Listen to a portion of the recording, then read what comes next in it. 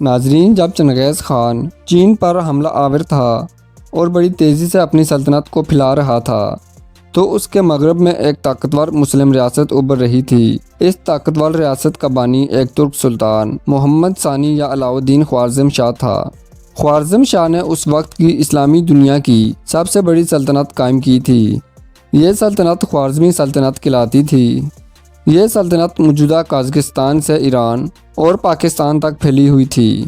علاؤ الدین خوارزم شاہ چین اور بغداد کو فتح کرنے کا خواب بھی دیکھتا تھا۔ ناظرین، علاؤ الدین نے ایک تاریخی غلطی کی اور اس غلطی کی وجہ سے نہ صرف خوارزمی اور منگول فوجیں آمنے سامنے ہوئیں بلکہ یہ غلطی خوارزمی سلطنت کی تباہی کا بھی باعث بنی۔ چنگیز خان نے ایک اسلامی سلطنت پر حملہ کیوں کیا؟ مسلمان تعداد میں زیادہ ہونے کے باوجود کیوں منگول فوج کا مقابلہ نہ کر سکے؟ اور وہ کون سا سپہ سالار تھا جو برسوں تک چنگیز خان کے لیے درد سر بنا رہا؟ بلکہ اس سپہ سالار کی وجہ سے پہلی بار منگول فوج کو شکست کا منہ دیکھنا پڑا۔ ناظرین، ویڈیو میں آگے بڑھنے سے پہلے اگر آپ ہمارے چینل پر نئے ہیں تو ہمارے چینل کو سبسکرائب کریں۔ ناظرین، 1218 تک چنگیز خان نے بہت بڑی منگول سلطنت قائم کر لی تھی اور اس کے ہمسایہ میں دنیا کی سب سے بڑی اسلامی سلطنت خوارزمی سلطنت تھی۔ ناظرین، کہا جاتا ہے کہ چنگیز خان اپنی ہمسایہ خوارزمی سلطنت سے جنگ نہیں چاہتا تھا بلکہ وہ تجارت کرنا چاہتا تھا تاکہ منگول سلطنت مزید مضبوط اور مستحکم ہو سکے۔ اس مقصد کے لیے چنگیز خان نے ایک سفیر، 100 مسلمان تاجروں اور ان کی حفاظت کے لیے 450 سپاہیوں پر مشتمل قافلہ خوارزم شاہ کے پاس بھیجا۔ یہ قافلہ خوارزمی سلطنت کے شہر اترار پہنچا تو شہر کا گورنر سمجھا کہ یہ چنگیز خان کی کوئی چال ہے اور یہ قافلہ چنگیز خان نے جاسوسی کے لیے بھیجا ہے۔ شہر کے گورنر نے جاسوسی کے جرم میں قافلے کے تمام افراد کو قتل کروا دیا۔ جب چنگیز خان کو اس واقعے کی خبر ملی تو چنگیز خان نے 3 افراد پر مشتمل وفد سلطان خوارزم شاہ کے پاس بھیجا۔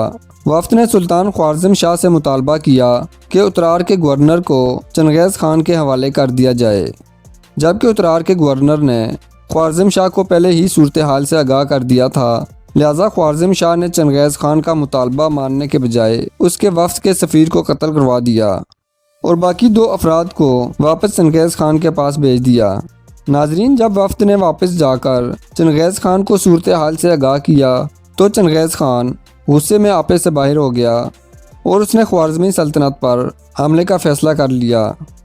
ناظرین، چنگیز خان مئی 1219 میں 1,20,000 کی فوج لے کر خوارزمی سلطنت پر چڑھ دوڑا، جبکہ سلطان خوارزم شاہ کے پاس فوج چنگیز خان کی فوج کے مقابلے میں 2 گنا سے بھی زیادہ تھی۔ لیکن سلطان خوارزم شاہ نے بہت بڑی غلطی کی۔ سلطان خوارزم شاہ نے منگولوں سے کھلے میدان میں جنگ کرنے کے بجائے اپنے فوجیوں کو تقسیم کر کے الگ الگ شہروں کی حفاظت کے لیے بھیج دیا۔ منگول ایک ایک شہر کو گھیرتے اور اسے تباہ و برباد کر دیتے۔ منگولوں نے سب سے پہلے اترار، بخارا اور سمرقند جیسے عظیم شہروں پر قبضہ کیا اور انہیں بری طرح تباہ و برباد کر دیا۔ چنگیز خان کا لشکر 1 سال کے اندر اندر پوری خوارزمی سلطنت پر قابض ہو چکا تھا، لیکن خود علاؤ الدین خوارزم شاہ کہیں غائب تھا۔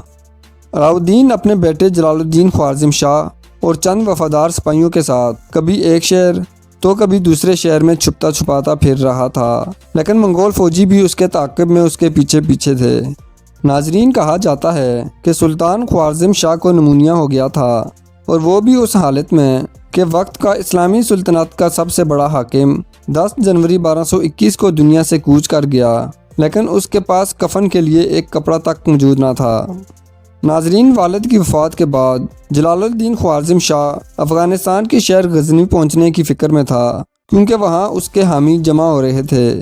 غزنی ابھی تک ایک آزاد ریاست تھی۔ جلال الدین خوارزم منگولوں سے چھپتا چھپاتا 1221 میں غزنی شہر پہنچ گیا اور وہاں خوارزمی سلطنت کے 50,000 سپاہیوں نے اس کی وفاداری کا حلف لیا اور ایک جرنیل ملک تیمور، جو کہ اس کے والد کے دور میں فرغانہ کے علاقے خجنت کا گورنر تھا، 30,000 سپاہی لے کر جلال الدین خوارزم شاہ کی مدد کو پہنچ گیا۔ یوں جلال الدین خوارزم شاہ کے پاس 80,000 کی فوج منگولوں کے مقابلے کے لیے تیار ہو گئی۔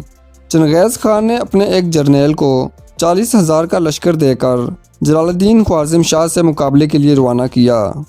افغان علاقے پروان کے قریب جلال الدین خوارزم شاہ اور چنگیز خان کی فوجیں آمنے سامنے آئیں۔ جلال الدین کی سربراہی میں اسلامی لشکر نے منگولوں کو شکست دے دی اور پیچھے ہٹنے پر مجبور کر دیا۔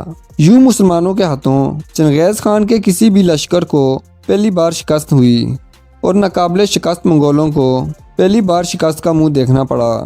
جب شکست کی خبر چنگیز خان کو ملی تو وہ غصے میں آپے سے باہر ہو گیا اور اس نے جلال الدین کے مقابلے میں خود آنے کا فیصلہ کیا اور ایک بہت بڑا لشکر لے کر جلال الدین کے مقابلے میں آ گیا۔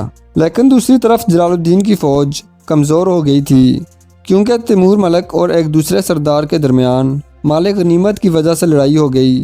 جلال الدین نے تیمور ملک کی حمایت کی اور دوسرا سردار اپنے 30,000 فوجیوں کو لے کر علیحدہ ہو گیا۔ اس طرح جلال الدین کی فوج پہلے کی نسبت کم ہو گئی تھی۔ جلال الدین نے منگولوں سے بچنے کے لیے افغانستان کے راستے موجودہ پاکستان کے صوبے KPK میں داخل ہو گیا۔ یہاں اس کی فوج دریائے سندھ کے مغربی کنارے پر کھڑی دریا پار کرنے کی تیاری کر رہی تھی کہ چنگیز خان نے لشکر کے ساتھ اس کا گھیراؤ کر دیا۔ اب جلال الدین کے پاس مقابلے کے سوا کوئی چارہ نہ تھا۔ دونوں فوجوں میں لڑائی شروع ہو گئی تو جلال الدین خوارزم شاہ کے فوجی ایک ایک کر کے مرنے لگے، یہاں تک کہ اس کا وفادار جرنیل تیمور ملک بھی مارا گیا۔ جب جلال الدین نے اپنے لشکر کو ہارتے دیکھا تو وہ اپنے گھوڑے کے ساتھ دریائے سندھ کے کنارے ایک چٹان پر چڑھ گیا اور اپنے گھوڑے سمیت 60 فٹ کی اونچائی سے دریا میں چھلانگ لگا دی۔ چنگیز خان دریا کے کنارے کھڑا یہ منظر دیکھ رہا تھا اور اس کے تیر انداز جلال الدین خوارزم کو مارنے کے لیے تیار کھڑے تھے، لیکن چنگیز خان نے انہیں روک دیا۔